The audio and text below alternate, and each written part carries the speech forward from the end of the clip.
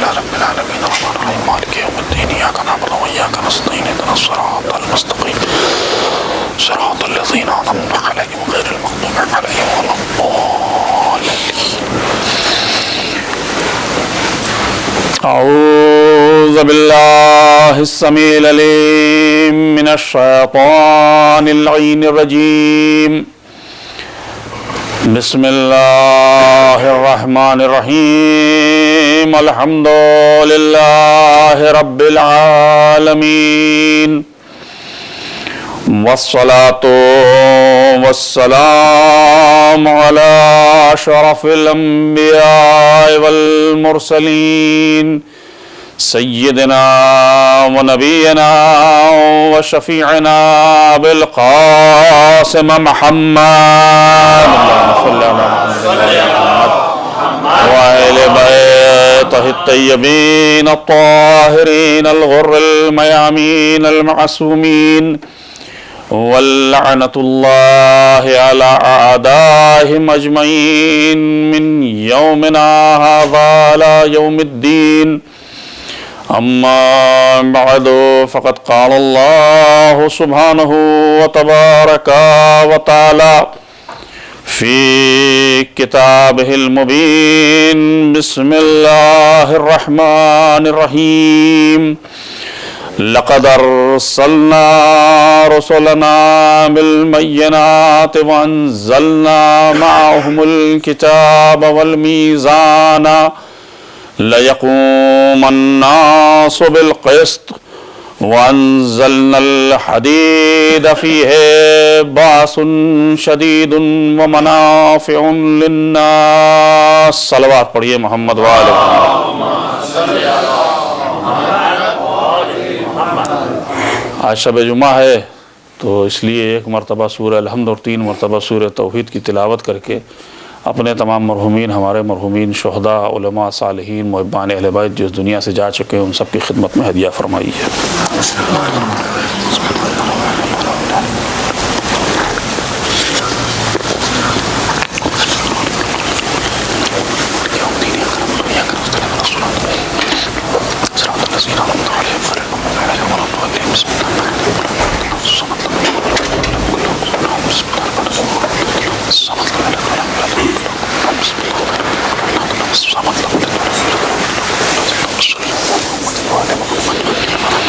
ایک صلوات پڑھیے محمد وآلہ محمد. پروردگار عالم نے رسولوں کو بھیجا بین نشانیوں کے ساتھ اور ان کے ساتھ کتاب اور میزان کو نازل کیا، اس لیے کہ تمام بنی نوع انسانیت عدل پر گامزن ہو جائے. اور اسی کے ساتھ ہی اس نے لوہے کو بھی نازل کیا، جو لوہا لوگوں کے لیے کچھ کے لیے سخت گیر ہے اور کچھ کے لیے منافع بخش ہے. یہ آیت نشاندہی کرتی ہے اس بات کی کہ خداوند عالم نے جو انسانوں نے آج تلاش کر کے حکومت قائم کرنے کے طریقے بیان کیے ہیں، اس میں 3 طریقے یا 3 برانچز آف گورنمنٹ ہیں. ایک ہے لیجسلیٹو، ایک ہے ایگزیکیوٹو اور ایک ہے جوڈیشری. اسی کو مکمل گورنمنٹ صدیوں کی تہذیب اور تمدن کے بعد اختیار کیا گیا ہے تو یہی بتایا گیا ہے. یعنی کسی بھی گورنمنٹ میں 3 حصے یہ بیان کیے گئے ہیں اور انہی کے توازن سے ڈیموکریٹک گورنمنٹ چلتی ہے. ڈکٹیٹرشپ نہیں لیکن ڈیموکریٹک گورنمنٹ کے لیے یہی کہا گیا ہے. یعنی ایک قانون ہے اور ایک ہے عدلیہ اور ایک ہے وہ جو اس قانون کا نفاذ کرے، اس قانون کو ایکسیکیوٹ کرے. اس آیت میں ان تینوں کا تذکرہ کیا گیا کہ نبی کو بھیجا ہے، کتاب کو بھیجا ہے اور میزان کو بھیجا ہے تاکہ انسانیت کے جتنے تقاضے ہیں ان کو پورا کر دیا جائے. کہ اگر قانون کے ذریعے سمجھنا چاہتے ہو تو دیکھو کتاب بھیج دی، اگر تم سمجھتے ہو کہ اس کتاب کے اوپر عمل کرنے کے لیے انبیاء کی ضرورت ہے، کسی ایسے کی ضرورت ہے جو اس قوانین کو ایکسیکیوٹ کر سکے، اس قوانین کو چلا سکے، انعقاد کر سکے، تو دیکھو انبیاء ہم نے بھیجے ہیں، ہمارے نمائندے ہیں جو اس کو چلائیں گے، ان کا کوئی انٹرسٹ نہیں ہوگا تمہاری طرف سے، اللہ کے حکم سے یہ قانون کو قائم کریں گے اللہ کے۔ اور اس کے علاوہ ہم نے ایک میزان قائم کر دی ہے تاکہ عدل و انصاف قائم رہے، اور اس میزان کے ذریعے ہم اس حکومت کو چلائیں گے۔ اب اس سب کے باوجود بھی اگر حکومت میں کوئی رخنا ڈالے تو انزلنا الحدید فیہ باس شدید، کہ اللہ نے ایک تلوار کا بھی انتظام، لوہے کا بھی انتظام کر دیا ہے کہ ایسے ہی نہیں مانو گے تو یوں تو مان ہی جاؤ گے۔ ایک صلوات پڑھ دیے محمد۔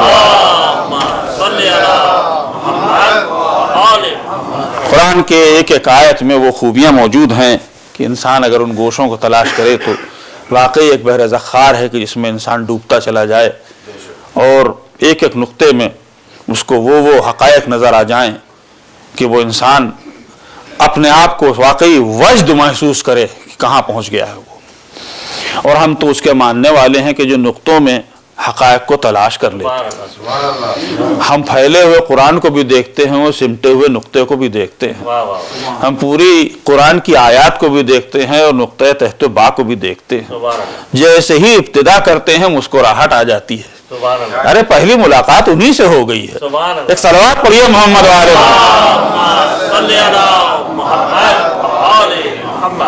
تو اب یہ قرآن اللہ نے بھیجا، کتاب بھیجی، میزان بھیجی، انبیاء بھیجے، بین نشانیاں بھیجی، اس لیے مقصد یہ ہے کہ سب عدل پر آ جائیں۔ اور عدل تک آنے کے لیے کل ہماری گفتگو وہاں تک پہنچی تھی کہ صرف ہم نے تمہید پیش کی تھی آپ کی خدمت میں کہ کتنے ذہنوں میں سوال عام طور پر پیدا ہوتے ہیں عدل سے متعلق، اور ظاہر ہے کہ موضوع تشنا رہ گیا ہے، گھنٹے میں مجھ جیسا ناقص انسان کیسے اس کو بیان کر سکتا ہے؟ اس کے لیے بہت وقت چاہیے، اور میں معذرت چاہتا ہوں کہ جب موضوع تشنا رہ جاتا ہے تو مجھے خود تسلی نہیں ہوتی، ایسا لگتا ہے کہ بات ادھوری رہ گئی ہے، لیکن اس کی وسعتوں کو بھی تھوڑا مجھے وقت آپ سے چاہیے تاکہ میں بیان کر سکوں اور پھر نتائج تک آپ کو لے جاؤں۔ موضوع کی جب تک کہ آپ کو پوری طریقے سے آشنائی نہیں ہوگی، نتائج آپ کے لیے پرلطف نہیں ہو سکتے اور آپ کی عقلوں کے لیے وہ ہموار نہ ہوں گے، لہٰذا میں چاہتا ہوں کہ پہلے اس کی ابتدا آپ کی خدمت میں پیش کر دوں، اور انشاءاللہ آپ حضرات تشریف لاتے رہیں گے، 1 یا 2 دن 3 دن میں ان نتائج کو آپ کی خدمت میں پیش کروں گا، اور اس کے بعد میرا ارادہ یہی ہے کہ میں اسی نظام عدل جو اللہ کا ہے اس میں پھر امام سے متعلق گفتگو کروں گا، ظہور امام سے متعلق تمام گفتگو رہے گی، اور انشاءاللہ ہم عشرے کو اسی طریقے سے مکمل کر لیں گے، اور میں نہیں سمجھتا ہوں کہ اس میں سے کوئی بھی کام مکمل ہو سکے گا میری طرف سے، تو لہٰذا معذرت چاہتا ہوں اگر کوئی بات مکمل نہ ہو سکے تو زیر ممبر مجھ سے بات کر لیجئے گا، میں اس میں شاید آپ کو کچھ مدد کر سکوں۔ صلوات پڑھ دیے محمد والے۔ میں نے کل آپ کی خدمت میں عدل اور انصاف کے بارے میں بات بتائی تھی، اور میں نے عرض کیا تھا کہ عدل کیا ہے اور انصاف کیا ہے، اور بعد مجلس جب تبرک بیٹھا تو ہمیں انصاف کا احساس ہو گیا کہ سب کو ایک ایک اسی طریقے سے تبرک دیا گیا جو میں نے بیان کیا تھا، تو ہم انصاف کو تو سمجھ گئے، عدل کو سمجھنا بھی ضروری ہے، اور عدل کے لیے میں نے آپ کی خدمت میں عرض کیا تھا کہ جو چیز کا توازن ہے یا جس مقصد کے لیے کوئی چیز شاید خلق کی گئی ہے یا بنائی گئی ہے یا ڈیزائن کی گئی ہے، اگر اس مقصد کے توازن کو برقرار رکھتی ہے تو وہ عدل ہے۔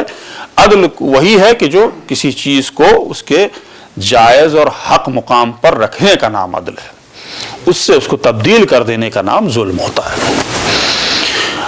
اب یہ بحثیں ہیں کہ جو حکماء اور علماء کی ہیں، فلاسفہ کی ہیں، کہ جنہوں نے ابتدا سے ہی اسلام میں ان بحثوں کا آغاز کیا، کیونکہ قرآن مجید میں آیات جو موجود ہیں ان آیات میں جیسے ہم نے عرض کیا کہ بحر زخار ہے، اور جب تک کہ کوئی قرآن کا علم رکھنے والا درمیان میں نہ ہو،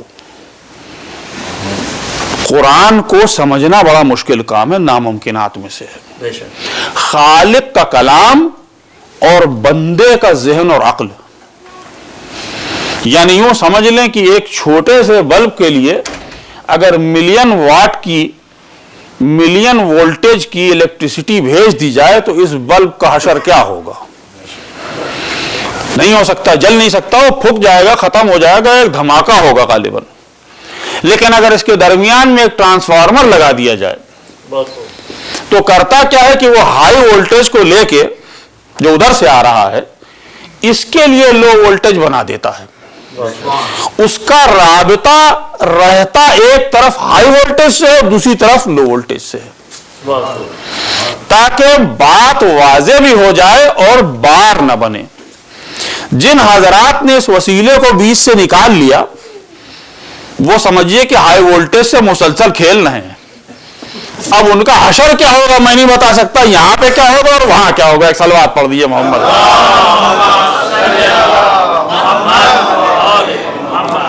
آپ اندازہ کیجئے اس بات کا. یہ ہماری روزانہ کی مشاہدے ہیں جن سے ہم نتیجے نکال لیتے ہیں.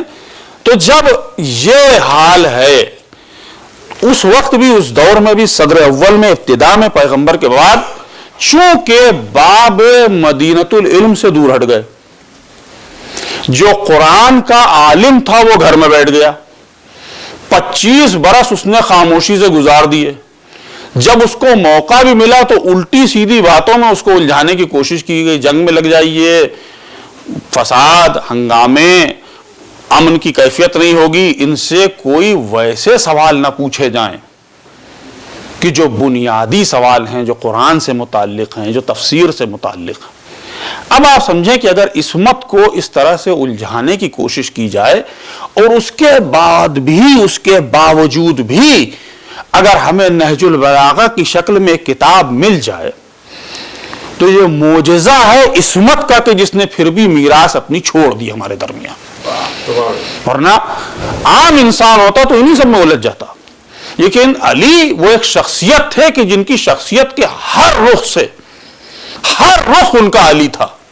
تو اگر آپ جنگ کے میدان میں دیکھیں تو بھی علی ہیں، اور اگر وہ آ جائیں قرآن کی تفسیر کرنے کے لیے تو رات گزار دیں اور ابن عباس سے کہیں کہ ابن عباس سحر قریب آ گئے.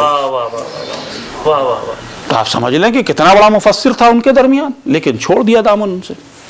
اسی طریقے سے بعد کے ائمہ اطہار سے بھی چونکہ دامن سے وابستگی نہیں رہی قرآن ناطق سے، تو قرآن صامت کیا سمجھ میں آئے گا؟ میں آپ کو ایک ویڈیو دوں، ایک سی ڈی دوں جس میں صرف خوبصورت تصویریں ہوں، فلم ہو، آواز نہ ہو. آپ سے کہوں بیٹھ کے سمجھیے اس کو. آپ ہائی والیوم کرتے جائیں اپنے سی ڈی پلیئر کا اور کہیں بھائی 100% پہ ہم نے پہنچا دیا ہے. تو چل رہی ہے خوبصورت فلم، اس کے اندر بڑے بہترین منظر آ رہے ہیں، پہاڑ آ رہا ہے، دریا آ رہا ہے، جھرنا آ رہا ہے، جو جو چیزیں منظر آپ سمجھ سکتے ہیں وہ آ رہا ہے. حضور والا آپ سمجھ پائیں گے کیا کہا جا رہا ہے اس کے اندر بیک گراؤنڈ میں. لیکن اگر آواز کھول دی جائے، کوئی ذریعہ ایسا ہو کہ اس میں آواز بھی آ جائے، تو آپ منظر کے ساتھ آواز کو دیکھیں گے. بس پوری امت نے یہی کیا کہ تصویر دیکھی ہے، آواز نہیں سنی ہے. سبحان اللہ. قرآن پڑھ تو لیا ہے، یاد بھی کر لیا ہے. زیادہ تر اندھوں نے یاد کیا کہ جو دنیا میں بھی اندھے تھے اور عقل کے بھی اندھے تھے، انہوں نے یاد کیا اور انہوں نے سنایا ہے اور دنیا کو اسی میں الجھایا ہی گیا ہے. حقیقت حال یہ دیکھیے نا کہ آپ کبھی سنجیدگی سے اس بات پہ غور کیجئے. ہم چونکہ جذبات میں آ جاتے ہیں کہ ایک امت مسلمہ ہے جس کے درمیان سے نبی چلا گیا، 50 سال گزر گئے، 60 سال گزر گئے، 80 سال گزر گئے، نبی سے وابستگی نہیں رہی، ایک جنریشن نکل گئی بیچ کی. اب جو لوگ موجود ہیں ان میں کچھ بھولے بھالے سادہ لو مسلمان ہیں کہ جن کو خبر نہیں ہے، اطلاع نہیں ہے اور ان کے پاس سوجھ بوجھ نہیں ہے. کچھ ایسے ہیں کہ جو واقعی جانتے ہیں واقعہ کیا ہوا تھا لیکن وہ ان سے واقف نہیں ہیں. لوگ کچھ چند ایک مخلص بچے ہیں، اور یہ دور ہمیشہ رہا ہے دنیا میں کہ مخلصین کی تعداد ہمیشہ کم ہی رہی ہے. ظلم و جور کا شکار ہونے کے بعد وہ مخلصین بھی بہت کم بچے. آپ کبھی غور کیجئے کہ کربلا کے واقعے کے بعد امام سجاد کے پاس کتنے تھے صحابی جو مخلص تھے. کبھی آپ نے غور کیا اس بات پر؟ واقعہ کربلا اتنا بڑا واقعہ ہے، امام حسین نے چھانٹ کے بہت ہی سوچ سمجھ کے ان لوگوں کو اپنے ساتھ کیا کہ جو کربلا میں اپنے وفا کا نمونہ پیش کر دیں، لہٰذا وہ چلے گئے اور شہید ہو گئے۔ جب چلے گئے اور شہید ہو گئے تو آپ بتائیے امام سجاد 35 برس یا 40 برس زندگی گزار رہے ہیں، اس میں کون صحابی مخلص بچا ہے؟ کتنا بڑا فقدان ہے کہ کوئی ہے نہیں جو مددگار ہو دین کا، ایک امام تنے تنہا ہے۔ کبھی اس موضوع پر گفتگو کروں گا، اگر ہو سکتا ہے موقع لگے اسی اشرے میں کروں گا، تاکہ ہم متوجہ ہوں کہ کتنی بڑی خدمت امام نے انجام دی ہے دین کی، اور اللہ کے دین کے لیے کتنی بڑی قربانی پیش کی ہے۔ کربلا کا واقعہ ایک ہے اور اس کے بعد کی زندگی ایک الگ زندگی ہے جس کو گزارنا پہاڑ زندگی ہے جس کو امام سجاد نے گزارا ہے۔ تو کبھی سنجیدگی سوچیے گا کہ اس میں اب اگر دین کو سمجھنے کی کوئی آدمی اخلاص کے ساتھ کوشش کرے، مومن ہو، مسلمان ہو، اس نے ایمان لے آیا، وہ جانتا ہے یہ اللہ کی کتاب ہے، یہ دین خدا ہے، لیکن مخلص بتانے والے نہ ہوں، ظلم و جور کا دور چل رہا ہو، ایسی کیفیت میں انسان کہاں سے حقیقی علم کو حاصل کر لے گا؟ ہر ایک کو خطا کار قرار دینا اچھی بات نہیں ہے، ان میں سے کوئی ہوں گے مخلص ضرور، بہک گئے یا ان کو صحیح رابطہ نہیں بن پایا، ان کا صحیح وسیلہ نہیں ملا، لہذا نہیں بن پائے۔ اب اس کیفیت میں جو قرآن کی آیات ہیں اس میں علم کلام بننا شروع ہوا۔ علم کلام یعنی قرآن کی آیات سے کلام کے متعلق علم پیدا کیا گیا، اور تقریباً 50 ہجری سے یہ سلسلہ شروع ہوا۔ علم کلام کیا ہے؟ ایک ہی آیت میں نہ جانے کتنے زاویے ہیں کہ جن کو نکالا جا سکتا ہے، اور اس پر پوری سمجھے ریسرچ کہ خدا کیا کہنا چاہ رہا ہے، اس آیت کے معنی کیا ہیں، اس آیت کا سیاق و سباق کیا ہے، اس آیت میں کیا بات کہی جا رہی ہے، وغیرہ وغیرہ وغیرہ، آپ پوری تفصیل اس کی پڑھ لیجیے۔ ایک ہی جملہ ہے قرآن کا، لیکن اگر اس کو بیان کیا جائے تو لہجے کے فرق سے جملے کے معنی بدل جاتے ہیں۔ لہجے کا فرق، زیر زبر کی بات نہیں کر رہا ہوں میں، زیر زبر بدلیے گا تو بالکل ہی معنی بدل سکتے ہیں، لیکن صرف لہجہ بدل دیجئے تو معنی بدل جاتے ہیں۔ مثلا اردو میں آپ سمجھ لیں، ایک جملہ میں کہہ رہا ہوں، میرا جملہ ہے اٹھو مت بیٹھو، یہی جملہ ہے میرا، اٹھو مت بیٹھو۔ اب میں اس کو مختلف انداز سے کہنا شروع کروں، ایک تو سیدھے سیدھے میں نے کہہ دیا اٹھو مت بیٹھو، معنی کیا نکالے آپ نے؟ کچھ نکالے۔ پھر میں کہوں اٹھو مت بیٹھو، جملہ وہی ہے، ٹون بدل گئی ہے، معنی بالکل الگ ہو گئے۔ میں کہہ رہا ہوں اٹھو مت بیٹھو، اور پھر میں بدل دوں اس کو اور کہوں اٹھو مت بیٹھو۔ آپ نے دیکھا ایک ہی جملہ تھا لیکن معنی کتنے ہو گئے اس کے۔ یہ اردو زبان کا ہمارا بنایا ہوا جب جملہ ایسا ہے تو اس پروردگار کے کلام کو سمجھنا کتنا مشکل کام ہے اور کتنا مہم کام ہے۔ ایک صلوات پڑھیے محمد والے۔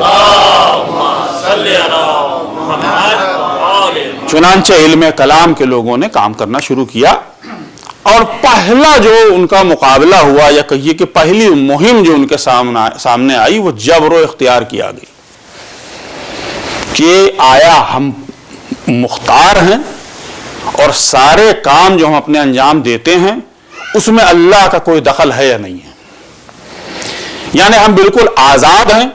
اللہ نے ہم کو تمام چیزیں دینے کے بعد، تمام نعمتیں دینے کے بعد، تمام حواس خمسہ دینے کے بعد، جسم اور مال اور سب کچھ دینے کے بعد اس نے ہم کو چھوڑ دیا کہ جو چاہو کرو، یا یہ کہ نہیں ہم جو بھی کرتے ہیں اس میں کہیں نہ کہیں اللہ کا ہاتھ ضرور ہوتا ہے۔ یہ بحث ابتدا کی شروع ہوئی، جبر اور اختیار۔ جبری طور پر یعنی اس کا معنی یہ ہے کہ ہم سارے کام وہ کر رہے ہیں جو اللہ کروا رہا ہے، ہم خود نہیں کر رہے ہیں۔ اب آپ ذہنیت کا اندازہ کر لیجئے گا کہ اس وقت بنی امیہ اور بنی عباس کی حکومتیں چل رہی تھیں، تو اس میں دو گروہ پیدا ہوئے، ایک معتزلہ اور ایک اشاعرہ۔ معتزلہ نے کہا کہ ہم مکمل طور پر آزاد ہیں، اللہ نے ہم کو بنانے کے بعد سارے حقوق ہم کو دے دیے اور ہم کو فری چھوڑ دیا ہے، گویا اللہ کی چھٹی ہو گئی، حقوق سے چھٹی ہو گئی۔ آپ نے کبھی شاید یہاں تو نہیں دیکھا ہوگا، لیکن یہودیوں کے ہاں تمہارا یہ تصور ہے کہ God created earth and universe in 6 days, on the 7th day he rested۔ تو اللہ بھی تھک گیا 6 دن کے بعد، تو اس نے ایک دن آرام کیا، لہٰذا سیبت میں وہ آرام ابھی تک یہودیوں کے ہاں چل رہا ہے۔ یہ اللہ کیسا ذوف والا وہ خدا تھا ان کا کہ 6 دن میں دنیا بنانے کے بعد وہ تھک گیا۔ ہمارا خدا تو کہتا ہے کہ فَإِذَا أَرَادَ شَيْئًا أَن يَقُولَ لَهُ كُن فَيَكُونُ، جیسے ہی وہ ارادہ کرتا ہے کسی چیز کو بنانے کا، وہ کہتا ہے ہو جا، اور وہ چیز ہو جاتی ہے۔ وہ اتنا قادر اور مطلق ہے کہ اس کو کوئی ضرورت نہیں ہے۔ لیکن بہرحال انہوں نے یہ کہا معتزلہ نے کہ ہم کو سارے اختیارات اللہ نے دے دیے ہیں اور ہم مختار ہیں اپنے تمام کاموں کے، خیر کریں تو بھی ہم ذمہ دار، شر کریں تو بھی ہم ذمہ دار۔ اس کے مقابلے میں اشعراء جو تھا دوسرا گروہ، اس نے ان سے بحث کی اور انہوں نے کہا نہیں، ایسا نہیں ہے، اصل میں ہم اللہ کے ہاتھ کی کٹ پتلی، ہم خیر کریں تو بھی اللہ ذمہ دار، شر کریں تو بھی اللہ ذمہ دار۔ ہمیں اچھائی کی طرف جانا ہو اور رہنمائی ہماری ہو اچھائی کی طرف تو بھی اللہ ذمہ دار، اور اگر ہم برائی کی طرف چلے جائیں تو بھی اللہ ذمہ دار۔ یعنی ہمارا اس میں کوئی ملکہ نہیں ہے، ہماری کوئی کارکردگی نہیں ہے کہ ہم نے اچھا کام کیا یا برا کام کیا، جو بھی کیا اللہ نے کروایا۔ ان دو گروہوں میں آپس میں بڑی علم کلام کی بحثیں شروع ہو گئیں۔ اسلامی فلسفہ ابھی بن کے تیار نہیں ہوا تھا یا مرتب نہیں ہوا تھا۔ اسلامی فلسفے کے اوپر یونان کے فلسفے کا اثر تھا ابتداً، لیکن بعد میں اسلامی فلسفے نے وہ میدان سر کیے ہیں کہ یونان کے فلسفے کو پیچھے چھوڑ دیا۔ لیکن اسلامی فلسفے کے آنے سے پہلے علم کلام کا یہ دور چل رہا تھا۔ اب اس میں ایک گروہ جو کہہ رہا تھا کہ نہیں، ہمارا کوئی کام نہیں ہے، صرف اللہ سارے کام کراتا ہے۔ آپ کا ذہن شاید متوجہ ہو جائے، یہ وہ تھے کہ جو اپنے نفس کو بھی حکومت کے ہاتھ بیچ چکے تھے اور قلم کو بھی حکومت کے ہاتھ بیچ چکے تھے، اس لیے کہ جو بادشاہ سلامت یا خلیفہ اس دور کے ظلم کر رہے ہیں، اس کے لیے ایک ایکسکیوز پیدا ہو جائے کہ یہ خود تھوڑی کر رہے ہیں، اللہ ان سے کروا رہا ہے۔ یہ ماشاءاللہ کہاں ظالم، اللہ جو کروا رہا ہے وہ یہ ظلم کر رہے ہیں۔ اگر یہ جناب میسم کی زبان کاٹ لیتے ہیں تو بھی اللہ کروا رہا ہے، اور کسی ظالم کو اگر یہ مالا مال کر دیتے ہیں تو بھی اللہ کروا رہا ہے۔ تو ساری ذمہ داری اللہ کے اوپر منڈ کے اپنے لوگوں کو بچانے کی بڑی کوشش کی گئی، جس کے نتیجے میں اشاعرہ کا یہ عقیدہ آیا وجود میں۔ ورنہ در حقیقت اگر آپ غور کیجئے تو انسان کو اختیارات بھی ملے ہوئے ہیں، اور ایسا بھی ہے کہ بعض وقت اختیار ہونے کے بعد بھی انسان کام نہیں کر پاتا ہے تو وہاں اللہ کی قضاء و قدر بیچ میں آ جاتی ہے۔ ایسا نہیں ہے کہ بالکل ہی ہم فری ہیں، اور ایسا بھی نہیں ہے کہ ہم بالکل ہی کٹ پتلی بنے ہوئے ہیں، اللہ کے جبر میں ہیں۔ یہ دونوں کی بحثیں جب چل رہی تھیں تو اس میں بحث ہوتے ہوتے بحث یہاں تک پہنچ گئی کہ خود خیر و شر کیا ہے، شر کی کیا حقیقت ہے اور خیر کی کیا حقیقت ہے۔ ایک صلوات پڑھیے محمد وعلیہ۔ بات آپ کے لیے سخت اور بوجھل نہ ہو جائے تو آئیے ذرا ہم آپ کو اپنا عقیدہ بتا دیں، تو آپ کے دل میں سرور پیدا ہو جائے گا، تو انشاءاللہ آپ متوجہ ہو جائیں گے۔ ہمارا کیا عقیدہ ہے اس سلسلے میں؟ کیا ہم پورے جبر کے قائل ہیں یا ہم آزادی کے اختیار کے قائل ہیں؟ کیا ہمارا اثنا عشری عقیدہ جو ہے اس میں کیا ہے، یہ کیا کہتا ہے؟ تو ہمارے چونکہ ائمہ اطہار موجود تھے اور ہماری شریعت کو اور ہمارے دین کی تشریح کرنے کے لیے وہ موجود تھے، لہٰذا ان سے ہم نے تمام چیزیں حاصل کی۔ وہاں یہ فرمایا گیا کہ نہیں، نہ ہم مکمل طور پر آزاد ہیں اور نہ ہی مکمل طور پر ہم جبر میں ہیں، بلکہ اس کو کہا گیا کہ امر بین الامرین، ان دونوں کے درمیان کی ایک شے ہے جس کا نام ہے ہمارا اختیار اور ہمارا جبر۔ اب یوں کیسے سمجھا جائے کہ بھئی کیا درمیان کی چیز ہے، کتنا درمیان میں ہے؟ اس کو سمجھانے کے لیے آپ کے ذہنوں پر ذرا سی توجہ کی ضرورت ہے۔ ایک صلوات پڑھیے محمد وعلیہ۔ امر بین الامرین، آئیے مثال سے بتاتا ہوں آپ کو میں۔ ایک شخص امام کی خدمت میں آیا اور اس نے پوچھا کہ مولا ہم کو اللہ نے کتنا اختیار دیا ہے؟ امام نے کہا کہ ایک پیر پہ کھڑے ہو جاؤ۔ تو 2 پیر تھے اس کے، وہ ایک پیر پہ کھڑا ہو گیا۔ امام نے کہا اب دوسرا پیر بھی زمین سے اٹھا لو. اس نے کہا مولا اگر دوسرا اٹھائے تو گر پڑیں گے. امام نے کہا بس اتنی اختیار اللہ نے تم کو دیے ہیں. دیکھا آپ نے, نہ بالکل آزاد ہیں اور نہ ہی بالکل ہی جبر میں ہیں. دوسری مثال آپ کی خدمت میں پیش کر دوں تاکہ آپ امر بین الامرین کو سمجھ لیں. مثال کے طور پر ایک شخص ہے جس کا ہاتھ خراب ہو گیا اور ایک آرٹیفیشل ہاتھ, آج کل تو سب چیز آرٹیفیشل بن رہی, بنا کے دی گئی, ڈاکٹر نے دی, روبوٹک آرم جسے کہیے آپ, ہینڈ اس کا روبوٹک ہے, اور وہ اللہ نے اس ڈاکٹر نے اس کے فٹ کر دیا اور لگا دیا. خوبی اس ہاتھ کی یہ ہے جو نقلی ہاتھ لگایا گیا ہے کہ یہ آن کرنے سے آن ہوتا ہے, آف کرنے سے آف ہوتا ہے. اب وہ مریض جس کے یہ لگایا گیا ہے اس کے ہاتھ تو لگ گیا ہے, لیکن اس کے آن آف کا بٹن ڈاکٹر نے اپنے پاس رکھا ہے, یہ نہیں کہ ان کو دے دیا ہے. تو وہ جب چاہتا ہے ڈاکٹر ٹرن آن کر دیتا ہے اسے, ٹرن آن کر دیا تو اب ہاتھ بالکل ویسے ہی جیسے دوسرا ہاتھ کام کرتا ہے, بالکل جو کام کرنا چاہیں. مطلب اس سے کھانا بھی کھا سکتے ہیں, اس سے کام جو روزانہ کے ہوتے ہیں مزدوری کے جاب کے کام وہ سب کر سکتا ہے. وہ ساتھ ساتھ اس سے چوری بھی کر سکتا ہے, ساتھ ساتھ اگر چاہے تو اس میں بندوق لے کر ڈاکہ بھی ڈال سکتا ہے. ٹرن آن سوئچ وہاں سے ہوا ہے. ڈاکٹر جب دیکھتا ہے کہ اس نے ہاتھ استعمال کر لیا, اس کا کام ہو گیا, ٹرن آف کر دیتا ہے. وہاں سے بند ہو گیا. اب یہ ہاتھ ہے تو ضرور لگا ہوا لیکن کام نہیں کر سکتا. تو آپ بتائیے کہ یہ جو ہاتھ ہے اس کے پاس قوت وہی ہے جو دوسرے ہاتھ میں بھی ہے, لیکن آن آف سوئچ کس کے پاس ہے؟ ڈاکٹر کے پاس ہے. مکمل طور پر اس کے پاس اس کے قبضے میں وہ چیز نہیں ہے کہ جس سے یہ چاہے خود مختار بن جائے. ضرورت بہرحال اس کو اس کی ہے کہ وہ ڈاکٹر سوئچ آن کر دے. اب یہ خیر کرے یا شر کرے ذمہ داری اس کی ہو جاتی ہے. بس یہی چیز اللہ کی ہے کہ اللہ نے ہم کو اتنے اختیار دیے ہیں کہ سوئچ بہرحال اس کے پاس ہے. ہم خیر پہ جائیں شر پہ جائیں وہ جانتا ضرور ہے کہ کہاں جاؤ گے. اور جب سوئچ آف کر دیتا ہے تو بتائیے کتنے بڑی شخصیت ہوتی ہے. 2 منٹ میں فرعون جیسے ہیں وہ دریا میں غرق ہو کے ختم ہو جاتے ہیں. ورنہ خدائی تک چل رہی تھی ان کی, بڑے مزے سے گھوم رہے تھے, بلکہ کہہ رہے تھے انا ربکم الاعلی, جیسے ان کے مقابلے میں کوئی آ ہی نہیں سکتا. اللہ کے مقابلے میں چل رہے تھے وہ. لیکن کیا تھا, جب تک اختیارات اللہ نے دے رکھے تھے اور اس اختیار کی ایک لمٹ تھی کہ وہاں سے آگے نہیں جا سکتے. تو یہ امر بین الامرین جو بات تھی وہ یہی تھی کہ انسان بہرحال اختیار رکھتا ہے لیکن ایک لمٹ تک اس کے پاس اختیار ہے. آپ کی بھی لمٹ ہے. آپ چاہیں کہ صاحب میں بلینئر بن جاؤں تو ہاتھ پیر اور سب کچھ چیزیں وسائل اللہ نے دے رکھے ہیں, لیکن بتائیے کہ ساری طاقت اور قوت کے باوجود بھی ہم میں سے کیوں نہیں سب مل کر کے ایک ایک کر کے ایک سال صحیح ایک بلینئر بنتا چلا جائے.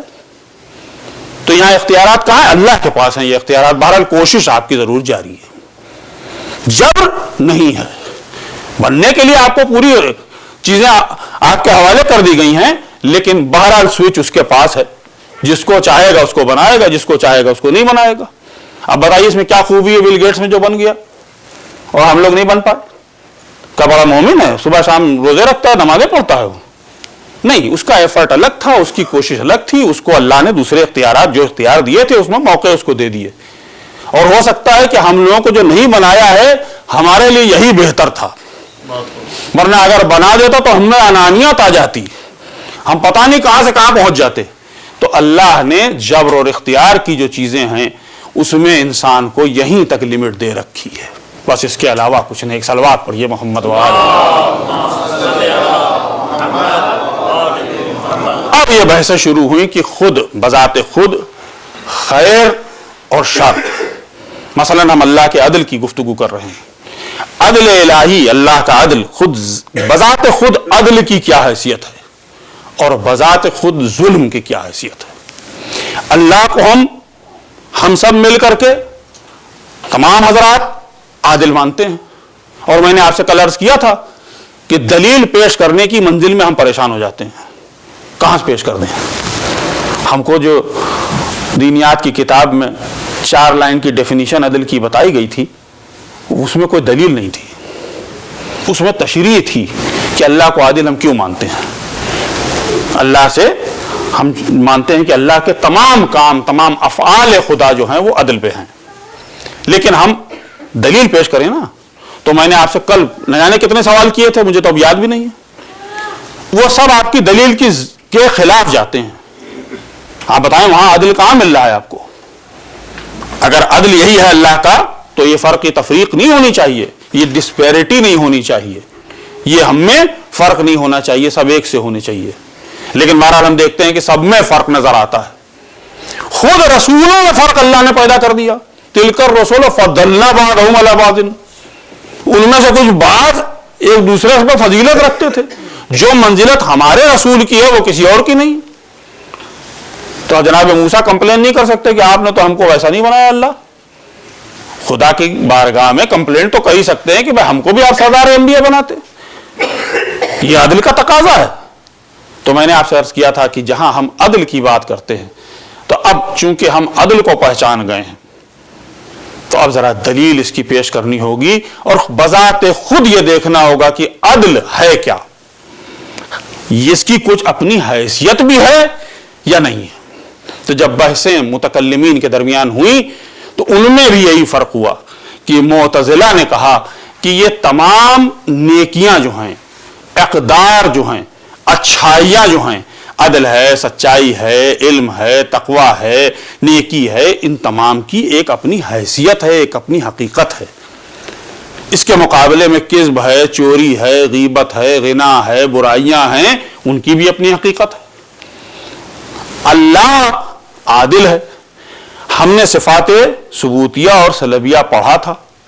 صفات ثبوتیہ جو تھی وہ اللہ کی وہ صفات ہیں کہ جو نیک صفات میں گنی جائیں گی, کہ وہ علیم بھی ہے, حلیم بھی ہے, وہ صابر بھی ہے, وہ قادر بھی ہے, وہ ذوالجلال والاکرام بھی ہے, وہ بصیر بھی ہے. نہ جانے اس کے نام ہیں اسماء حسنہ, تمام نام اس کی صفت کی طرف متوجہ کرتے ہیں.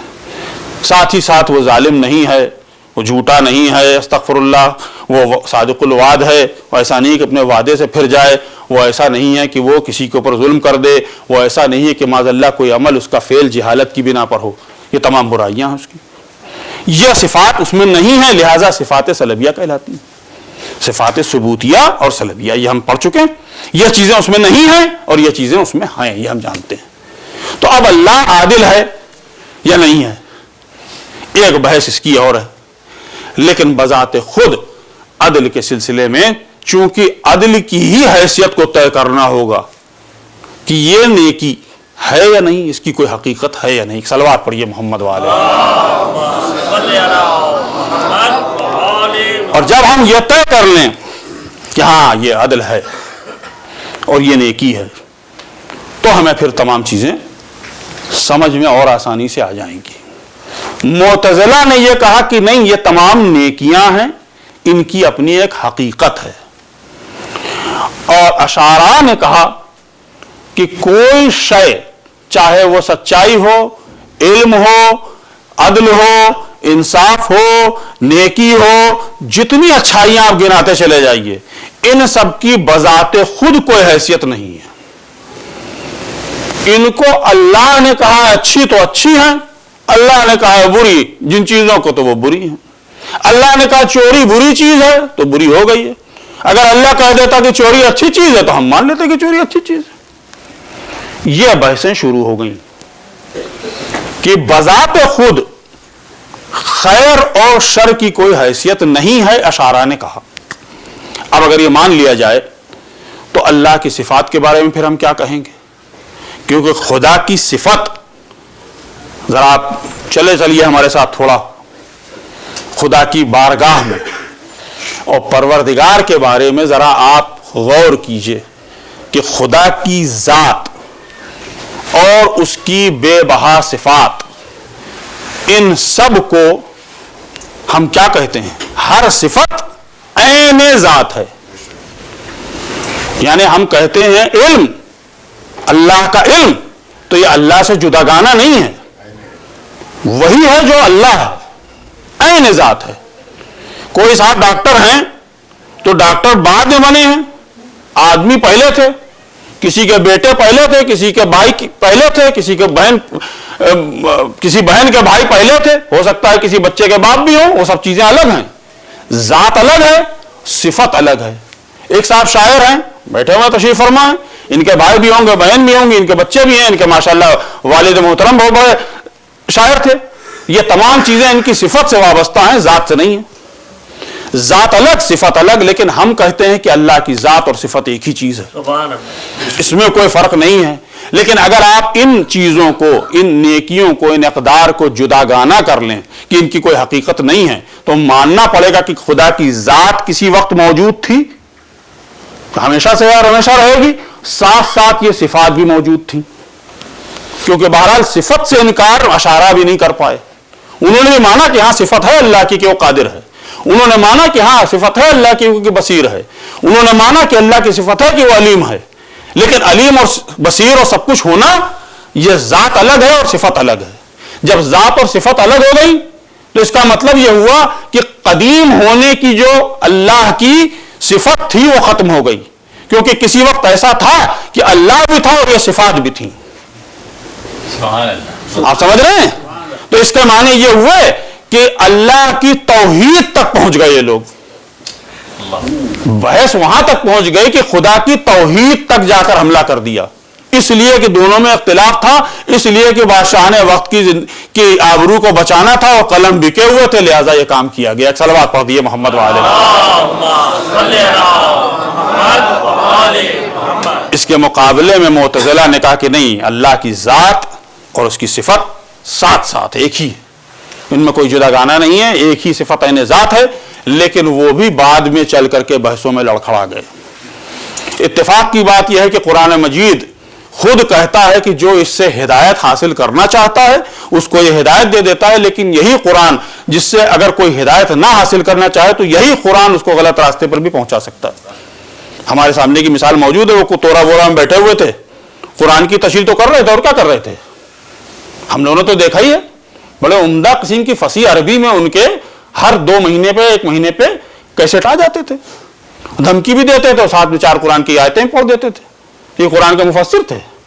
نہیں, قرآن سے اگر آپ حقیقت حاصل کرنا چاہیں گے تو آپ کو اس کے پاس جانا پڑے گا جس کے پاس علم قرآن ہے, ورنہ آپ نہیں معلوم کر سکتے. ایک صلوات پڑھیے محمد وعلیہ.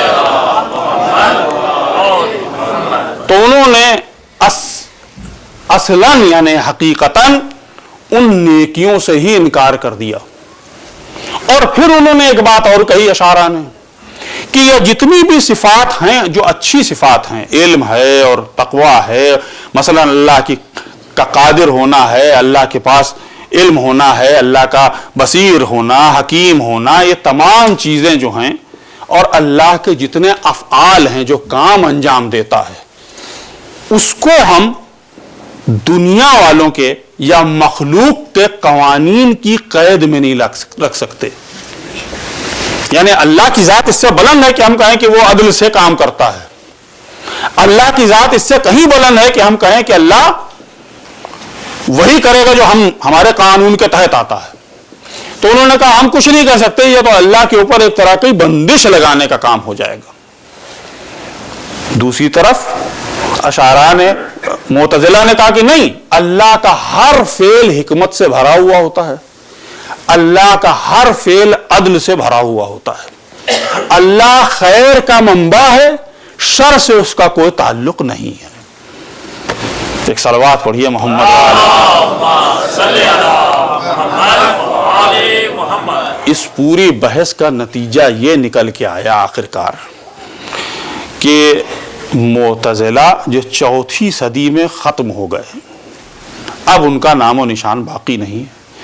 اشعراء نے کہا کہ چونکہ خیر اور شر کی حیثیت کوئی ہے ہی نہیں, لہذا ہم خود کسی چیز کے خیر اور شر کا فیصلہ ہی نہیں کر سکتے.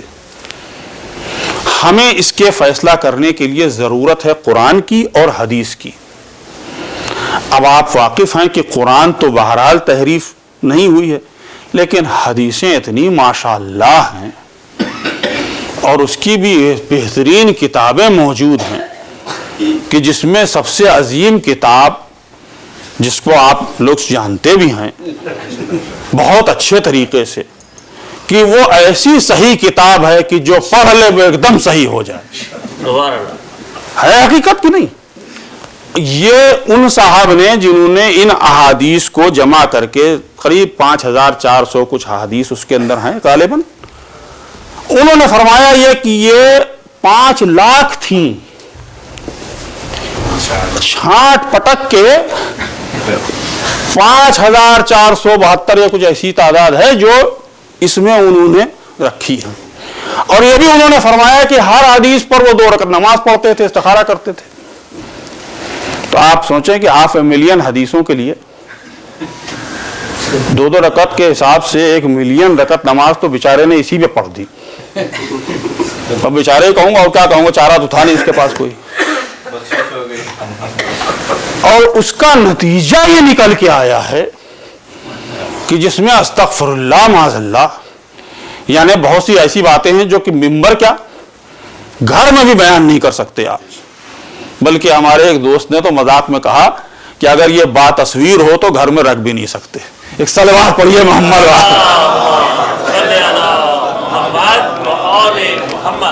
آپ غور کیجئے کہ یہ کیفیت ہے۔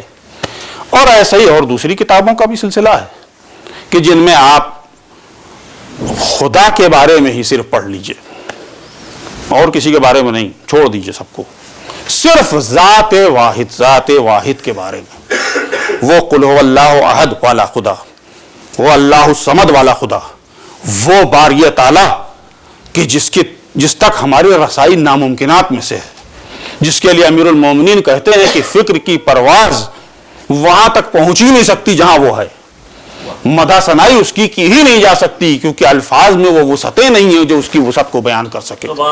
وہ لامحدود ذات ایسی ہے کہ جس کو کوئی بیان نہیں کر سکتا۔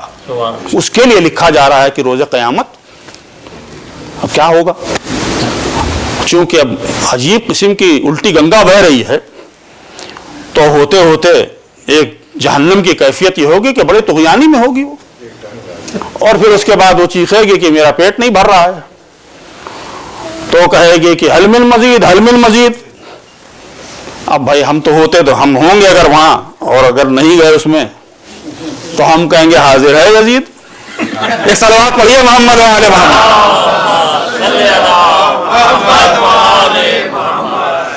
لیکن جو لکھی ہے حدیث اس میں یہی ہے کہ پھر پروردگار استغفر اللہ معاذ اللہ، سوچیے آپ، جسم و جسمانیات بھی دے دیا، سب کچھ دے دیا، اور وہ اپنا ایک پاؤں اس کے اندر ڈال دے گا۔ اب ظاہر ہے کہ خدا کا پیر جہنم میں چلا گیا، بے گناہ خدا جہنم میں چلا جائے تو ہم گناہگار کہاں پھر بچیں گے؟ اس کے پاؤں کے نیچے کتنے آئیں گے معلوم نہیں، وہ وہی ہوں گے جو اس کے ماننے والے ہوں گے کہ اس کے پاؤں ہے، وہی دبیں گے اس کے نیچے۔ اب کیا حشر ہوگا میں نہیں جانتا، لیکن آپ اس کا نمونہ پیش کیا ہے، باقی آپ لوگ سمجھتے ہیں، مجھ سے بہتر جانتے ہیں۔ تو احادیث بیان کریں گی کہ حقیقت کیا ہے، حق کیا ہے، سچ اچھا ہے یا جھوٹ اچھا ہے، نیکی اچھی ہے یا برائی اچھی ہے، عدل اچھا ہے یا ظلم اچھا ہے، یہ تمام جتنی بھی اقدار ہیں خیر و شر کی، اس کا فیصلہ ہم نہیں کر سکتے سوائے اس کے کہ قرآن اور حدیث سے کیا جائے۔ یہ اشاعرہ نے کہا، اور اسی لیے انہوں نے کہا کہ ہم سنت کو مانتے ہیں لہذا اہل سنت ہیں۔ اب آپ سمجھ گئے اس تشریح کو پورے طور پہ؟ آج تک اشاعرہ کا وہی سلسلہ چل رہا ہے، معتزلہ تو کب کے ختم ہو چکے۔ تو آج بھی وہی ہے کہ ہم چونکہ کسی بھی کنڈیشن میں اللہ کو پابند نہیں کر سکتے عدل اور انصاف کے قانون میں، لہذا اللہ کے لیے فری ہے معاملہ کہ وہ قیامت کے دن چاہے تو نیک انسان کو جہنم میں پھینک دے اور بد انسان کو جنت میں ڈال دے۔ حضور والا جب باطل سے ساتھ ہو جاتا ہے نا، اور نفس اپنا معاویہ جیسوں کے ہاتھ بیچ دیا جاتا ہے، تو نتیجہ یہ ہوتا ہے کہ معاویہ کو بچانے کے چکر میں خود بھی جہنم میں چلے جاتے ہیں۔ بے شک صرف وہی ہے اور کچھ نہیں ہے۔ ورنہ آپ سوچیں کہ تمام معاملات میں بھی دنیا کا معاملہ ہو، 4 اسٹاک خریدنے ہو تو پوری عقل لگا دیں گے کہ یہ والا خریدو، یہ والا نہ خریدو۔ مائکروسافٹ کی ویلیو بہت اچھی ہے، گوگل آج کل بہت اچھا جا رہا ہے، آئی پیڈ بن رہا ہے، تو لہذا ایپل کا بہت اچھی پرائس ہے۔ ابھی بازار میں جائیں گے 4 چیز خریدنے کے لیے پوری عقل کا استعمال کریں گے، لیکن جب دین کی بات آئے گی تو بتا نہیں سکتے۔ ہم کو تو حدیث چاہیے اور قرآن چاہیے۔ ذرا سوچئے، اللہ نے ہماری انسٹنکٹ میں، ہماری جبلت میں اچھائی اور برائی کو بھر دیا ہے. وَنَفْسٍ وَمَا سَوَّاهَا فَأَلْهَمَهَا فُجُورَهَا وَتَقْوَاهَا. ہمیں معلوم ہے جب ہم جھوٹ بولتے ہیں تو ہم پہ کیا گزرتی ہے، جب ہم نیکی کرتے ہیں تو ہمارے دل کو کیا سرور ملتا ہے. ہمارا دل بولتا ہے کہ تم نے اچھا کام کیا یا تم نے برا کام کیا، ضمیر جھنجھوڑ دیتا ہے کہ تم نے غلط کیا. ہم جانتے ہیں اللہ نے ہمیں جبلت میں دیا ہوا ہے، ہم پہچانتے ہیں حقیقت کہاں ہے. جس کام میں ہم ڈاؤٹ فل ہوتے ہیں وہ تو میں مان سکتا ہوں کیونکہ اس کا ہمارا پہلے تجربہ ہوتا ہی نہیں ہے، لہذا ہم گھبراتے ہیں کہ پتہ نہیں صحیح کر رہے ہیں یا غلط کر رہے ہیں. لیکن جو بیسک چیزیں ہیں، بنیادی چیزیں ہیں خیر و شر کی، وہ ہماری طینت میں اللہ نے رکھ دی ہیں تاکہ ہم اپنی عقل اور فہم سے صحیح معنوں میں فیصلہ کر سکیں کہ حق کیا ہے اور باطل کیا ہے. یہ تو سامنے کے فیصلے ہوتے ہیں جن کو ہم کر سکتے ہیں، کہاں اچھائی ہے اور کہاں برائی ہے اس کا اندازہ ہم کو ہو جاتا ہے. اگر نہ ہو تو پھر واقعی ہم کو جانوروں جیسا بنایا ہے کہ ہم اس کی کٹ پتلی ہیں. پھر خیر اور شر، جزا اور سزا، اس کی کوئی ضرورت ہی نہیں بچتی ہے. ایک صلوات پڑھیے محمد. تو تعین کرنا ہوگا ہم کو، اپنی عقل بھی کہیں استعمال کرنی ہوگی. دی ہے اللہ نے، ایسا نہ ہو کہ بالکل ویسے ہی واپس چلی جائے کہ استعمال ہوئی نہیں ہے. صاحب جیسا ماڈل آیا تھا ویسے ہی پلٹ کے چلا گیا، اس نے کبھی استعمال ہی نہیں کیا. دین کے معاملے میں وہ یہ بہانے کرتے ہیں، ورنہ حقیقت یہ ہے کہ دنیا کے معاملے میں وہ بالکل نہیں کرتے. آپ دیکھیں دنیا میں جو خلفشار پیدا کر رکھا ہے وہ اپنی عقل سے تو کر رہے ہیں. کون سی حدیث بتا رہی ہے کہ جا کر کے سیریا میں ہنگامہ کرو؟ کس حدیث میں لکھا ہوا ہے؟ کس حدیث میں لکھا ہوا ہے کہ مسلمانوں کو بے گناہ قتل کر دو؟ ہاں، کافروں کے لیے بھی نہیں لکھا ہے کہ قتل کرو بے گناہ. قرآن مجید بھی نہیں کہتا ہے کہ کسی بے گناہ کافر کو قتل کرو. قرآن مجید کہتا ہے تم سے جو کافر لڑ رہا ہے اس سے تم جنگ کرو، جو تم سے نہیں لڑ رہا ہے اس سے جنگ کرنے کی ضرورت نہیں ہے. قرآن مجید کا تو پورا آئین موجود ہے ہمارے سامنے، وہ اس کو بھی نہیں مانتے ہیں. وجہ یہی ہے کہ انہوں نے اصل دین کو چھوڑ دیا ہے، انہوں نے دنیا سے سودا کر لیا ہے. دنیا کے حکام ہی ان کے ہادی اور رہبر ہیں. اب آج جیسے حکام ہیں آپ اس کا اندازہ کر لیجئے، 19-20 کا فرق ہے. جو آج ہیں اس سے پہلے بھی ویسے ہی تھے، باقی اس کے علاوہ کوئی فرق نہیں. ایک صلوات پڑھیے محمد وآلہ. لیکن جو باشعور انسان ہوتا ہے، جس کا ضمیر میں تھوڑی بھی چنگاری باقی ہوتی ہے حق کی، وہ کہیں نہ کہیں اگر ہلکی سی ہوا آ جائے نا، حق کی ہوا، تو وہ چنگاری بھڑک کر کے شعلہ بن جاتی ہے اور انسان راہ راست پر آ جاتا ہے. ایک صفت اگر انسان کے اندر ہو صرف کہ وہ جانتا ہو کہ میری ماں کیسی ہے، میرا باپ کیسا ہے، بس اس سے بھی فرق پڑ جاتا ہے. ذرا آپ سوچئے کہ وہی ہے کہ جو مجرم تھا، وہی ہے جو اگر ایک دن گزر جاتا تو سب سے بڑا مجرم کہلاتا. دن اگر صبح سے شام ہو جاتی اسی طرف رہتا، مگر چونکہ ایک ماں نے چنگاری بھڑکائی ہوئی تھی جس کا تھوڑی سی رمق باقی تھی اس کے نفس میں، تو وہ ذرا سی ہوا حسین کی ملی تو معلوم ہوا کہ وہ چنگاری بھڑک گئی کہ نہیں، میں غلط راستے پر ہوں، میں کہاں ہوں. ذرا سوچئے کہ کس طریقے سے اس نے کتنی بڑی کھائی کو پار کیا ہے. صدیاں درکار نہیں صاحب عرفاں کے لیے، فیصلہ حر کا ایک پل کی سمجھداری ہے، بس ایک پل. اور یہ امامت ہے کہ جو نفس انسانی سے پوری طریقے سے واقف ہے، اسے معلوم ہے کہ کن طاغوتی اندھیروں میں یہ انسان پھنسا ہوا ہے. اسی چیز کو امام نے جھنجھوڑ دیا. بس بات کوئی بڑی نہیں کہی تھی، یہ آیا ہے. امام چلے، ایک منزل پر پہنچے جسے شراف کی منزل کہا جاتا ہے. امام نے حکم دیا اپنے صحابیوں سے، اپنے چاہنے والوں سے کہ پانی کا ذخیرہ کر لو. کیا تدبیر ہے حسین کی، کیا کہنا میرے مولا کا. یہ مولا آپ تو واقف ہیں تمام چیزوں سے، تو لہٰذا آپ نے انتظام کیا، ضرورت سے زیادہ پانی رکھا گیا. آپ کہہ رہے ہیں، اصرار کر رہے ہیں کہ سارا پانی خوب بھر لو. عرب میں فاصلے جو ہیں وہی، اگر پانی کا فاصلہ زیادہ ہے تو آپ سمجھیے کہ موت کا اعلان ہے اگر پانی ختم ہو گیا. क्योंकि मीलों आपको पानी मिलने वाला नहीं है। ये जितने रास्ते थे इनमें वही कुएं थे जिनसे काफिले चलते थे। एक कुएं से दूसरे कुएं का स्टोरेज करते थे, सामान अपने साथ रखते थे, पानी रखते थे, और पूरे ज़्यादा राह में, पूरे रास्ते में वही पानी इस्तेमाल होता था जब तक कि अगली मंजिल पर ना पहुंच जाए। जब उस मंजिल पर पहुंचते थे तो फिर पानी भरा जाता था, पानी पीते थे, सैराब होते थे, जानवरों को पिलाते थे, सारे काम करते थे। इमाम अपने काफिले के लिए शुरू से चल रहे थे ना मक्के से, वहां से उन्होंने ये एहतमाम किया हुआ था कि पानी लेके चलते थे, लेकिन इस मंजिल पर आकर इमाम ने ज्यादा पानी रखवाया। चले थोड़ा आगे बढ़े कि एक मरतबा एक सहाबी था इमाम का, जिसने एक तकबीर बुलंद कर दी। तकबीर बुलंद करनी थी, आपने पलट के पूछा कि तुमने तकबीर क्यों कही? उसने कहा मौला मैं देख रहा हूं कि शायद सामने एक नखलिस्तान है जहां पर कुछ खुरमे के दरख्त नजर आ रहे हैं। इमाम ने कहा कि जरा गौर से देखो। दूसरे सहाबी ने कहा कि मौला नहीं, इसको मालूम नहीं है यहाँ कभी भी खुरमे के दरख्त नहीं होते थे। मैं गौर से देख रहा हूं, मुझे घोड़े के कान दिखाई दे रहे हैं, जैसे लगता है मौला पूरा लश्कर सामने खड़ा है। इमाम ने कहा कि कोई जगह ऐसी है कि जहां हमारे पुष्ट पर पहाड़ हो ताकि हम उस तरफ से महफूज रहें। कहा मौला बाईं तरफ अगर चले चलें तो वहां एक पहाड़ है, वहां पर हमारी पुष्ट महफूज रहेगी, कोई हमला पुष्ट से नहीं करेगा, हम इनका मुकाबला कर लेंगे। इमाम ने अपने पूरे काफिले को बाईं तरफ कर लिया और बाईं तरफ जाकर इमाम एक जगह ठहर गए। उसी पहाड़ के नजदीक होते होते वो लश्कर, पहले तो घोड़ों के कान दिखाई दे रहे थे, अब घोड़ों की गर्दनें दिखाई देने लगी, और होते होते वो लश्कर करीब आ गया। जब करीब आया इमाम ने पता किया कौन है। कहा ये इब्न ज़ियाद ने भेजा है लश्कर, हुर इनका सिपह सालार है कि जो इनको सिपह सालारी कर रहा है। इमाम ने खेमों को नस्ब करवा दिया और उसके बाद इमाम अपने खेमे में चले गए, हुर अपने खेमे में चला गया। कोई बातचीत नहीं हुई अभी। उसके बाद ज़ोहर का वक्त आया। इमाम फरमाते हैं हज्जाज इब्न मसरूख से कि अजान दो। यह मुअज्जिन इमाम था, इसने बढ़कर अजान दी। अजान हुई और उसके बाद इमाम ने एक मुख्तसर सा खुतबा दिया। आप फरमाते हैं कि तुमने मुझे बुलाया था तब मैं आया हूं। अगर तुम्हारा दिल अब बदल गया है और तुम साथ नहीं देना चाहते हो तो मैं पलट के चला जाता हूं मदीने। मुझे कोई शौक नहीं है कूफे जाने का, लेकिन तुमने खत लिखा था और मुझे बुलाया था।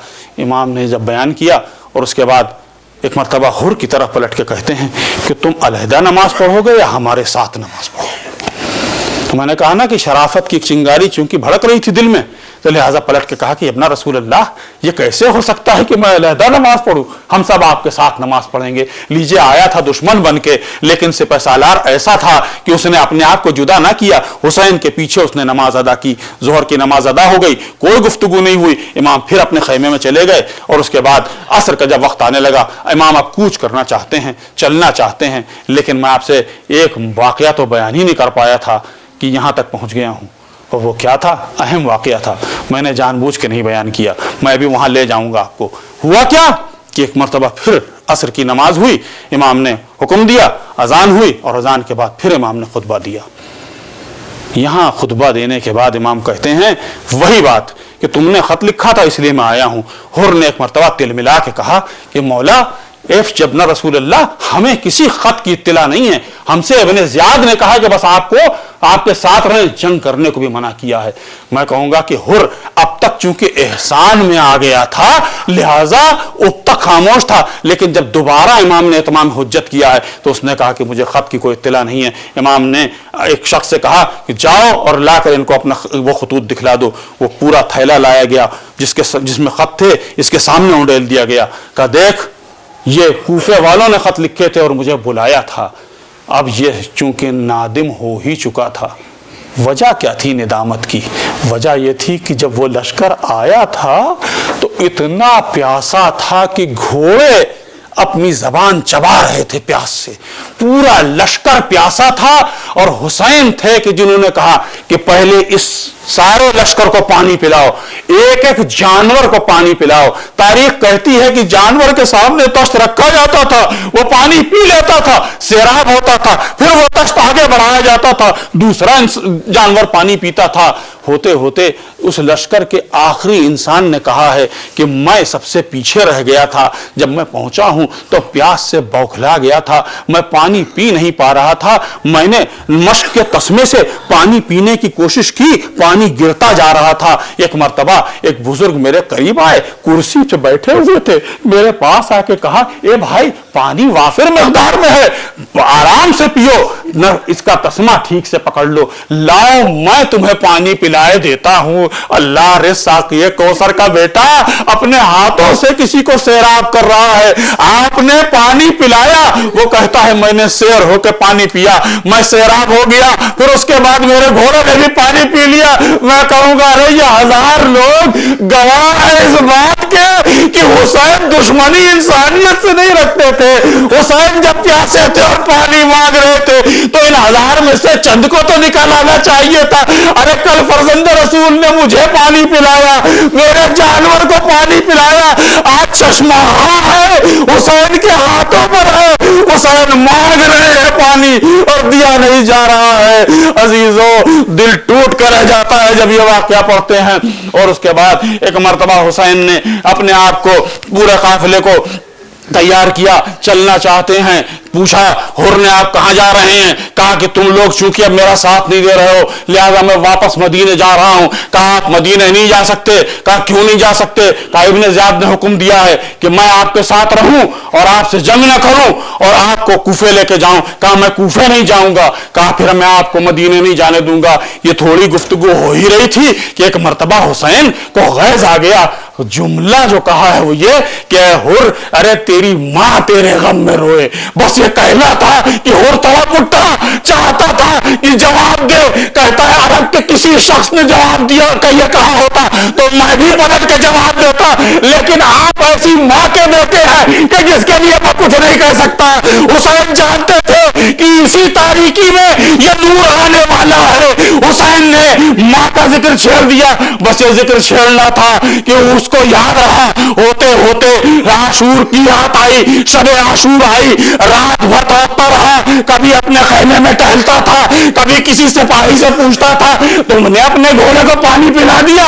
उसने कहा हाँ मैं फरात पे गया था पानी पिला के आया हूं। कहा अरे तुमने पानी पिला लिया? जरा आवाजें सुनो जो हुसैन के खैमे की तरफ से आ रही है, अलतश की सदाएं बुलंद हो रही है। हुसैन के बच्चे प्यासे, हुसैन प्यासे हैं। होते होते आखिरकार वो वक्त आ गया कि इसने फैसला कर लिया कि मैं अब इस तरफ नहीं रहूंगा, लिहाजा कहता है कि मैं एक तरफ जन्नत को देखता हूं, एक तरफ जहन्नम को देखता हूं और मैं जाऊंगा जन्नत की तरफ। तारीख ने यह भी बयान किया है कि जब ये घर से निकला था और निकला था तो सुबह का वक्त था और सुबह के वक्त इसने एक निदा सुनी और वो निदा ये थी कि हुर तुम्हें बहिश्त मुबारक हो।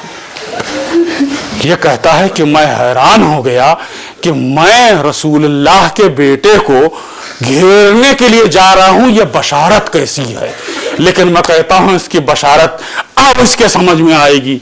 चला है, साथ में गुलाम को भी लिया है, बेटे को भी लिया है, अपने हाथों को बंधवा लिया, चेहरे पे नकाब डाल ली। अरे उधर हुसैन है और ये चल रहा है। चलते चलते एक मर्तबा अपने बेटे से पूछता है ए बेटा मुझे बताते जाना क्या क्या हो रहा है, मुझे सुझाव ही नहीं दे रहा है। बताता जा रहा है बेटा, ये आगे बढ़ता जा रहा है। थोड़ी दूर आगे बढ़ा कि बेटे ने कहा अल्लाह अकबर। कहा क्या देखा तुमने? कहा मैं देख रहा हूं कि हुसैन ने इस्तकबाल के लिए अपना असहाब को भेज दिया है। फिर कह रहा है उसने बच्चे ने कहा अल्लाह अकबर। इन्होंने पूछा क्या कहा, क्या देखा? कहा मैं देख रहा हूं अबुल फजल अब्बास और अली अकबर आ रहे हैं तुम्हारे इस्तकबाल के लिए। अरे ये सुनना था कि इसके ऊपर पता नहीं क्या गुजर गई। फिर उसके बाद एक मर्तबा बड़ा नाराज से उसी बेटे ने कहा अल्लाह अकबर। जब उसने अल्लाह अकबर कहा, पूछा आप क्या देख रहे हो? कहा हुसैन खुद बनफ्स नफीस तशरीफ ला रहे हैं। अरे क्या कहना मेरे मौला का, अरे क्या कहना आफो का, क्या कहना दरगुजर का हुसैन की। और आया है कदमों में गिर पड़ा, ए आका मुझे माफ कर दीजिए। और उधर ऐसा लगता है कि वो बिल्कुल अनजान बन गए हैं। अरे तुम कौन हो? मैं देखना चाहता हूं तुम कौन हो। अरे निजामत की कैफियत है, आया था तो दुश्मन बन के आया था, अब अलैहिस्सलाम बनने जा रहा है। एक मर्तबा उन्होंने चेहरे से नकाब उठाई। अरे तुम हो? कहा मैं वही मुजरिम हूं जिसने نے آپ کو اس بلا میں پہنچایا ہے؟ ارے مجھے معاف کر دیجئے مولا، ارے مجھے معاف کر دیجئے، مجھ سے بہت بڑی غلطی ہو گئی۔ کیا کہنا حسین کا؟ ارے کریم ابن کریم حسین ہے، جو ابن ملجم کے ساتھ باپ کا یہ سلوک ہو تو حسین کا سلوک حور کے ساتھ دیکھیے۔ ایک مرتبہ گلے سے لگا لیا اور پھر اس کے بعد خواہش ظاہر کی۔ میرا دل کرتا ہے کہ شاید حسین نے یہ بھی کہا ہو، اے حور جب تم پہلے دشمن بن کے آئے تھے تو ہم نے پانی پلایا تھا، لیکن اب تم دوست بن کے آئے ہو تو حسین کے خیموں میں پانی نہیں ہے، تمہاری ضیافت حسین کیوں کر سکے؟ شاید حور نے پلٹ کے کہا ہو، اے مولا اس مصیبت میں نے ہی تو آپ کو ڈالا ہے، اور اس کے بعد خواہش کی کہ میں چاہتا ہوں کہ میں پہلے اپنے بیٹے کو بھیجوں، وہ آپ کی راہ میں شہید ہو، پھر میں اپنی طرف سے شہادت پیش کروں۔ کہا تم مہمان ہو، مہمان کا حق ہوتا ہے اس کی خواہش پوری کی جاتی ہے۔ بیٹے کو بھیجا اور اپنے بیٹے کو داد شجاعت دے رہا ہے، بیٹا لڑتا جا رہا ہے، گھوڑے سے گرا اور گرنے کے بعد حور کے دل پر نہ جانے کیا گزری ہوگی۔ تڑپ کے باپ پہنچنا چاہ رہا ہے بیٹے کے لاشے پر، ارے جب تک باپ پہنچے ایک اور بزرگ ہے جو پہنچ گیا ہے، اور اس کے بعد بیٹے کو سہارا دیا، اپنے زانوں پہ سر رکھا، اور اس کے بعد کہتے ہیں کہ ارے تمہارے بیٹے نے بڑی وفا کی۔ وہ کہتا ہے کہ میں چاہتا ہوں اپنے بیٹے کی میت کو لے جاؤ۔ پلٹ کے حسین کہتے ہیں یہ کیوں کر ہو سکے گا کہ بوڑھا باپ اپنے بیٹے کی لاش کو اٹھائے؟ ارے میں اٹھا کے لے جاؤں گا۔ اللہ حسین آپ کے ہم نثار ہو جائے۔ عباس اور علی اکبر ساتھ ہیں، بیٹے کو لا کر کے گنج شہیدہ میں اس کی لاش کو رکھا گیا۔ اب حور لڑنے کے لیے گیا ہے۔ ذرا سوچئے کہ جو انسان نادم ہو، جس نے اتنی خطا کی ہو، معاف کر دیا گیا ہو، کس انداز میں جہاد کرے گا، کتنی شجاعت کے ساتھ لڑے گا۔ جس طرف جاتا تھا فوجوں کو پلٹ کے رکھ دیتا تھا۔ ارے تم نے فرزند رسول کو ایسا سمجھ رکھا ہے کہ ان کا کوئی ناصر نہیں ہے، لڑتا جا رہا ہے، رجس پڑتا جا رہا ہے۔ ایک مرتبہ جناب حور کی کیفیت یہ تھی کہ سینے پہ ایک نیزہ لگا، زمین پر آئے، آواز دی ادرکنی یا مولا، حسین چلے۔ ارے پہنچے ہیں تو رمق جان باقی تھی، اپنے زانوں پہ سر رکھا، عجب بشارت دے رہے ہیں، اے حور ارے تیری ماں نے کتنا اچھا تیرا نام رکھا تھا، تو دنیا میں بھی آزاد ہے، آخرت میں بھی آزاد ہے، میں نے تجھے معاف کیا۔ اے حور کیا کہنا تیری قسمت کا۔ اور پھر شاید پیشانی پر زخم دیکھا ہوگا، لہذا ماں کا بنایا ہوا رومال نکالا، یہ حور کے سر کا تاج بن گیا۔ ارے باندھا حسین نے اور دنیا سے گیا۔ میں کہوں گا بڑا ہی مرد غیور و تحور تھا، بڑا ہی شجاع بہادر تھا، اس نے اپنی جان دے دی۔ ارے یہ گناہگار تھا، آج علیہ السلام بن کر کے ہمارے لیے مرجع تقلید، ہمارے لیے نہایتی متبرک بن گئے ہیں جناب حور۔ لیکن میں کہوں گا اے حور آپ نے کربلا کی ابتدا دیکھی ہے، آپ اگر انتہا دیکھتے تو شاید آپ سوچتے کہ کتنا بڑا واقعہ ہونے والا ہے۔ ہاں میں ضرور جانتا ہوں کہ شہداء زندہ رہتے ہیں، تو آپ نے دیکھا ہوگا صبح عاشور آپ نے جان دی ہے، ارے عصر عاشور جب زینب کی چادر چھن رہی ہوگی تو اور آپ کی کیا کیفیت رہی ہوگی۔ ارے بنت رسول، بنت امیر المومنین سربراہ انعام اڑا جائے اور خیموں میں آگ لگ جائے، وہ تڑپ اٹھے ہوگے، ارے میں نے کیا کیا۔ لیکن حسین کی بارگاہ میں یہ حور کی عظیم قربانی تھی۔